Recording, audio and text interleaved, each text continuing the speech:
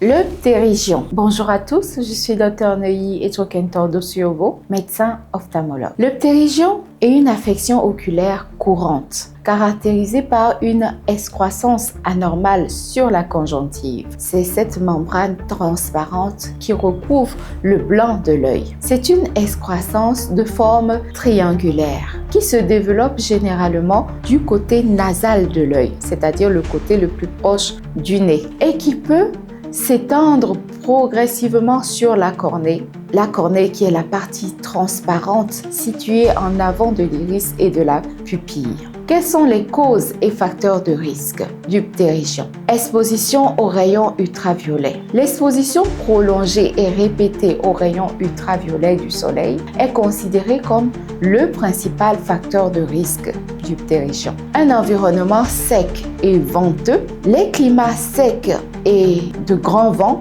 peuvent irriter les yeux et favoriser le développement du ptérygion. Les irritants oculaires. L'exposition à la poussière, à la fumée, au pollen et à d'autres irritants peut également contribuer à son apparition. Des prédispositions génétiques.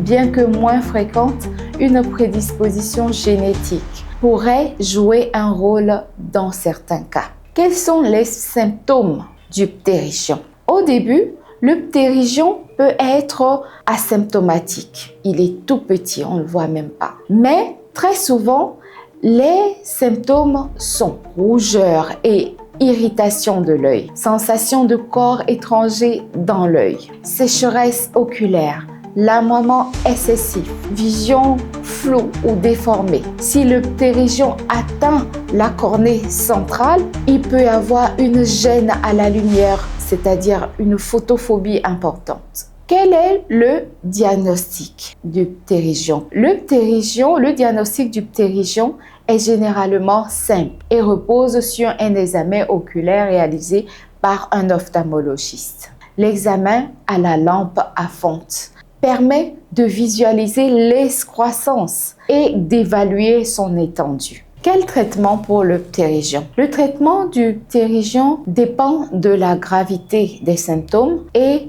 de l'étendue de l'excroissance. On peut utiliser les lubrifiants oculaires. Les lames artificielles et les pommades lubrifiantes peuvent soulager les symptômes d'irritation et de sécheresse. Les corticostéroïdes par voie topique, c'est-à-dire les gouttes ou pommades à base de corticostéroïdes, peuvent réduire l'inflammation. On peut avoir recours à la chirurgie. La chirurgie est envisagée lorsque le ptérygion provoque une gêne visuelle significative, lorsque le ptérygion provoque une irritation chronique ou une inflammation. Envisagez la chirurgie lorsque le ptérygion est esthétiquement gênant. La technique chirurgicale la plus couramment utilisée est l'excision du ptérygion suivie d'une greffe de conjonctive pour réduire le risque de récidive. Prévention. Pour prévenir le ptérygion, il est recommandé de porter des lunettes de soleil pour se protéger des ultraviolets, même par temps nuageux. Porter un chapeau à large bord pour protéger les yeux du soleil toujours. Utiliser des lames artificielles pour lubrifier les yeux, surtout dans les environnements secs et venteux. Il faut éviter l'exposition aux irritants oculaires. Il est important de consulter un ophtalmologiste si vous présentez des symptômes de ptérygion ou si vous êtes préoccupé par une excroissance sur votre œil. Merci d'avoir suivi cette vidéo. Merci de la partager, de la mettre dans vos favoris et abonnez-vous pour ne rien rater des prochaines publications.